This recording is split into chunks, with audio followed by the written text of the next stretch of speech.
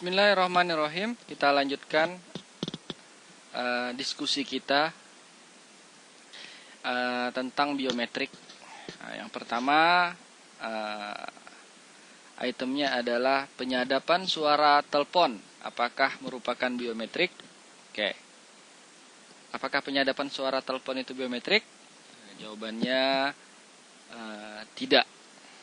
Karena di penyadapan suara telepon, walaupun suara, tadi kan kita udah belajar itu, kalau suara itu adalah salah satu jenis biometrik yang sifatnya adalah perilaku. Nah, tapi di sini yang perlu kita garis bawahi adalah penyadapan. Jadi kalau udah penyadapan artinya sudah terkait dengan sebuah kasus kejahatan. Ingat, biometrik ini adalah bagian dari pengamanan. Jadi penyadapan suara telepon ini bukan merupakan biometrik. Oke, kita lanjutkan ke yang item kedua. Item kedua pertanyaannya adalah password. Apakah password itu biometrik? Jika iya, kenapa? Yo, password itu biometrik atau bukan? Password itu bukan merupakan biometrik. Kenapa? Alasannya.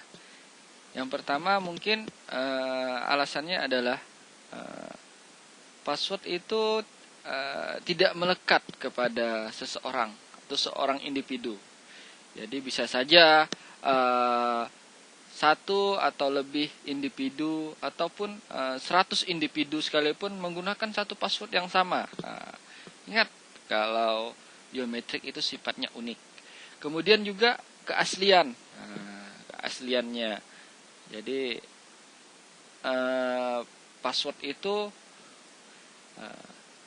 dari mana kita mengukur keasliannya? Kan tidak bisa diukur. Jadi jelas di sini password itu bukan merupakan biometrik, karena password pun kita hanya modalnya hanya mengingat saja, kan tidak terkait dengan karakter fisik kita atau lain-lain. Oke. Jadi password itu bukan merupakan biometrik. Oke, lanjut ke item yang ketiga. Yang ketiga adalah gaya berjalan. Nah, gaya berjalan nih, biometrik atau bukan? Kalau gaya berjalan udah jelas. Di sini gaya berjalan adalah biometrik perilaku atau behavior. Nah, bagaimana penerapannya? Jadi ada sebuah sistem. Sistem itu dilengkapi dengan kamera. Kamera itu nanti melihat, misalnya kamera itu ditempelkan di pintu, di atas pintu. Jadi yang boleh memasuki pintu tersebut adalah si Budi dengan gaya berjalan seperti ini. Jadi kamera itu akan melihat ketika yang ditangkap oleh kamera itu adalah gaya berjalan si Budi, maka pintunya akan terbuka secara otomatis. Seperti itu ya, contoh ya. Jadi gaya berjalan merupakan biometrik perilaku atau behavior. Oke, kita lanjutkan ke item yang keempat. Aplikasi yang sudah mengadopsi biometrik selain fingerprint absensi. Fingerprint absensi sudah tahu semuanya ya. Jadi kalau fingerprint absensi itu biasa digunakan oleh karyawan untuk masuk atau pulang dari sebuah kantor, seperti itu ya. Apa selainnya ya? Udah banyak sekali kita temukan sekarang. Misalnya di HP kalian atau di HP kita semuanya biasanya sudah dilengkapi dengan bagaimana masuk ke halamannya dengan menggunakan sidik jari, menggunakan wajah, seperti itu. Itu aplikasi-aplikasi yang sudah mengadopsi biometrik. Ataupun misalnya sekarang sering kita temui, untuk masuk ke sebuah pintu dilengkapi dengan suatu perangkat yang kita harus menempelkan telapak tangan kita. Jadi telapak tangan kita sudah dilakukan perekaman sebelumnya. Jadi telapak tangan yang benar-benar dikenali atau memang sudah memiliki hak untuk masuk ke ruangan tersebut akan otomatis ketika telapak tangan ditempelkan di perangkat tersebut, pintu pun akan bisa dibuka. Oke. Kita lanjutkan ke item yang berikutnya, item yang kelima. Item yang kelima adalah keystroke. Keystroke ini sama seperti tadi yang udah kita bahas sebelumnya, keystroke itu adalah bisa dikatakan gaya mengetik. Gaya mengetik. Nah, kita bahas ini jelas sekali kalau keystroke ini adalah biometrik yang sifatnya perilaku.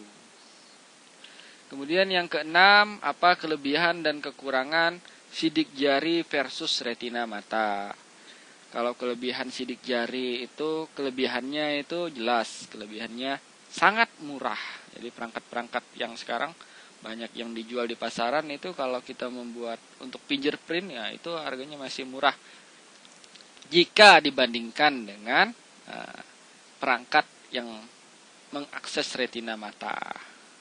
Kemudian untuk kekurangannya, kekurangan sidik jari apa? Kekurangan sidik jari sederhananya misalnya gini, tangan kita atau jari kita itu luka atau bekas luka. Ketika bekas luka nanti pada saat kita mau login atau mau menempelkan sidik jari atau sidik jari kita kotor saja, pada saat kita tempelkan di perangkat sangat memungkinkan bahwa kita menjadi objek atau menjadi orang yang tidak dikenali oleh sistem tersebut. Jadi itu kelemahan dari sidik jari.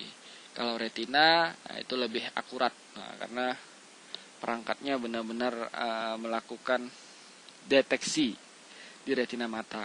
Kan jarang sekali kalau retina mata kita sampai rusak seperti itu ya. Dibandingkan dengan sidik jari pasti jauh lebih rentan sidik jari kita yang mengalami kotor misalnya atau mengalami kerusakan seperti itu. Itu kelebihan dan kekurangan sidik jari versus retina mata. Oke, kita lanjutkan yang berikutnya. Kombinasi sistem yang saat ini sudah ada. Oke, artinya kombinasi biometrik. Oh, ini udah banyak sekali ya. Misalnya di pintu masuk saja, di pintu masuk sebuah ruangan penyimpanan. Selain kita harus menggunakan telapak tangan, kita juga harus menempelkan sidik jari kita supaya bisa masuk ke ruangan tersebut. Atau sebuah ruangan yang menggunakan kamera di atasnya.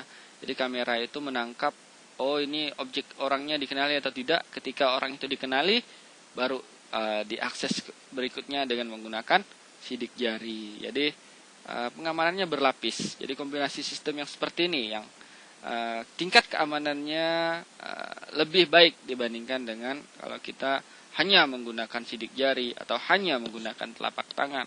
Akan lebih baik kalau kita melakukan kombinasi. Akan lebih baik lagi kalau kita kombinasinya tidak orientasinya tidak hanya sifatnya yang biometrik yang bersifat fisik. Misalnya kita kombinasikan antara telapak tangan dengan gaya berjalan. Jadi di sebuah pintu ditempelkan sebuah kamera. Oh, kamera ini akan mengenali, oh ini gaya berjalan si A. Ketika gaya berjalan si A udah diidentifikasi bahwa itu adalah si A, baru akses yang berikutnya. Dia harus menempelkan telapak tangannya. Jadi pengamanannya benar-benar berlapis. Dan ketika kita mengkombinasikan antara yang fisik dengan yang perilaku, itu tingkat keamanannya relatif lebih tinggi. Seperti itu. Oke, kita lanjutkan ke item yang berikutnya, item yang ke-8. Tanda tangan digital, apakah biometrik? Ini udah jelas sekali. Tanda tangan digital itu adalah biometrik.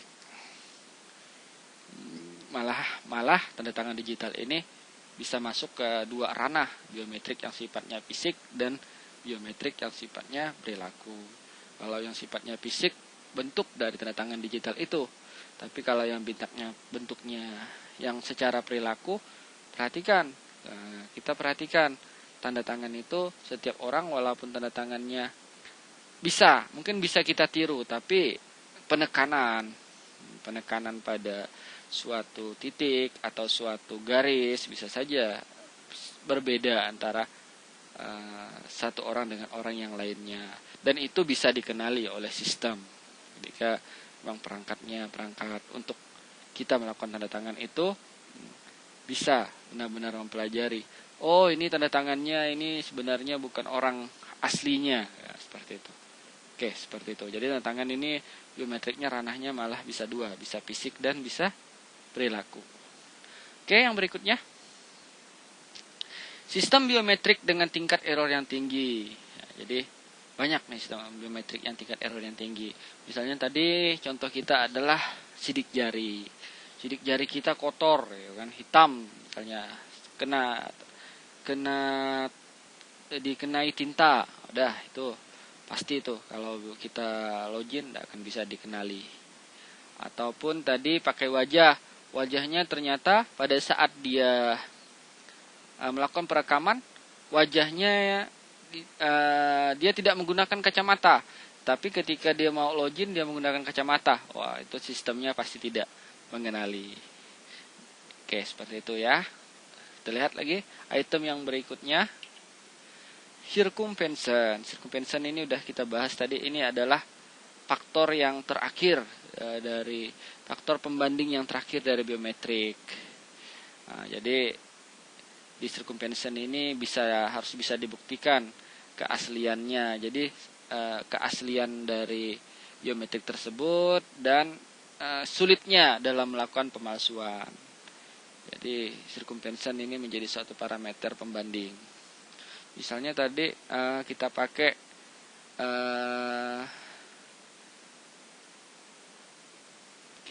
tadi adalah gaya berjalan. Nah, gaya berjalan itu harus benar-benar keasliannya bisa diuji bahwa si Budi gaya berjalannya seperti ini, kemudian si Ani gaya berjalan seperti ini. Circumvention-nya akan bisa dilihat, pembandingnya bisa dilihat. Jadi seperti itu. Oke, kita lanjutkan yang item yang berikutnya, DNA ini mungkin kita udah pernah belajar di saat kita SMA, mungkin di mata pelajaran biologi ya. Nah, jadi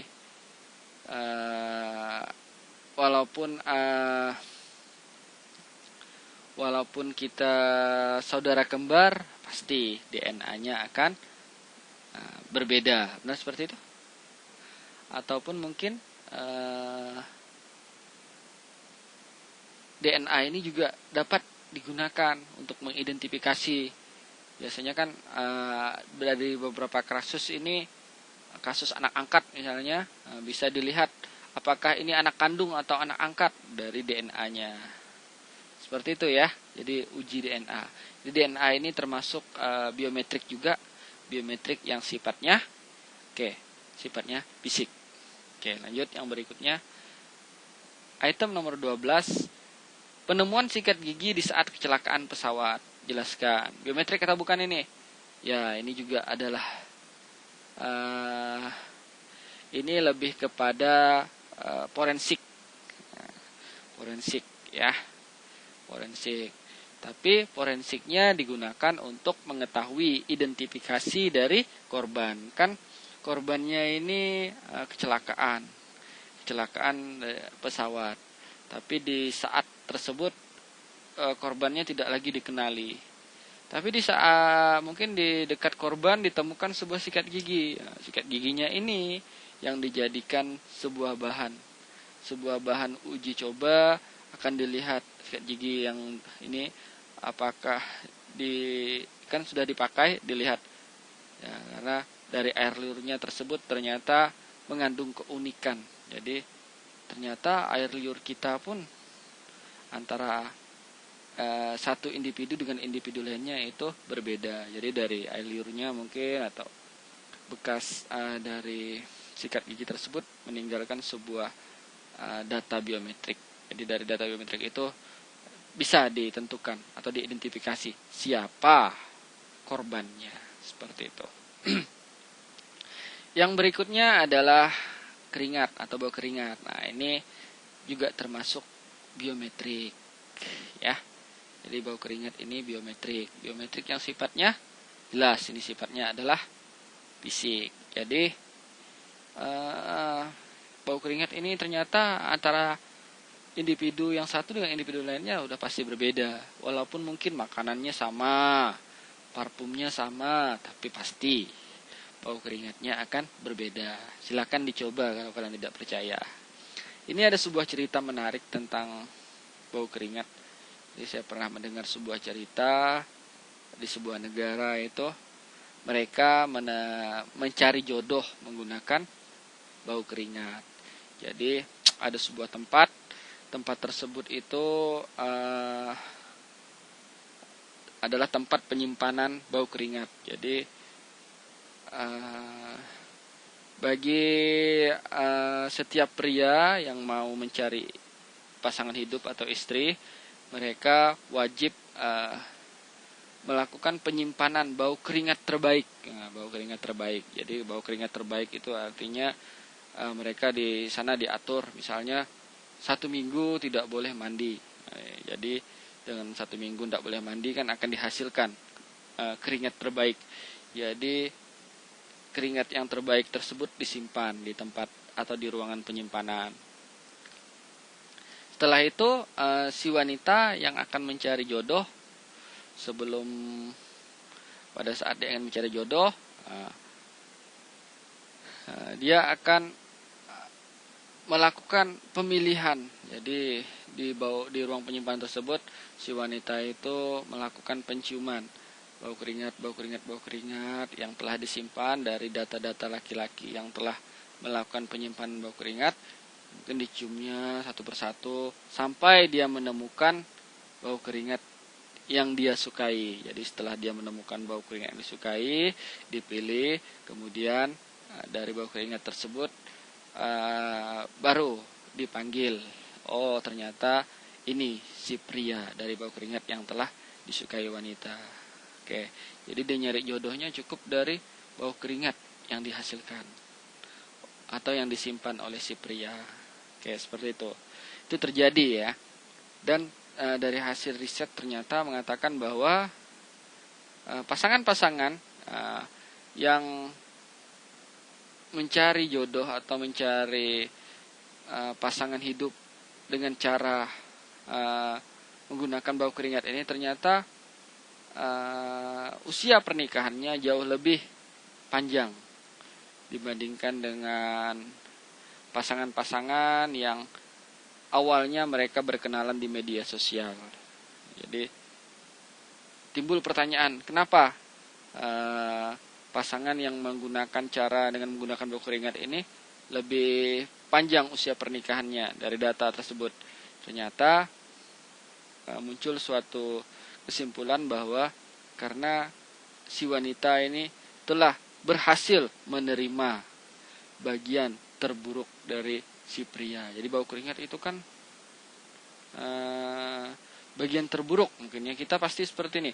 Kalau mau ketemu dengan seorang wanita pasti kita jaga supaya kita wangi, seperti itu kan. Tetapi tadi mereka menggunakan bau keringat yang terbaik atau yang paling bau gitu kan. Jadi bagian terburuk si pria telah diterima si wanita.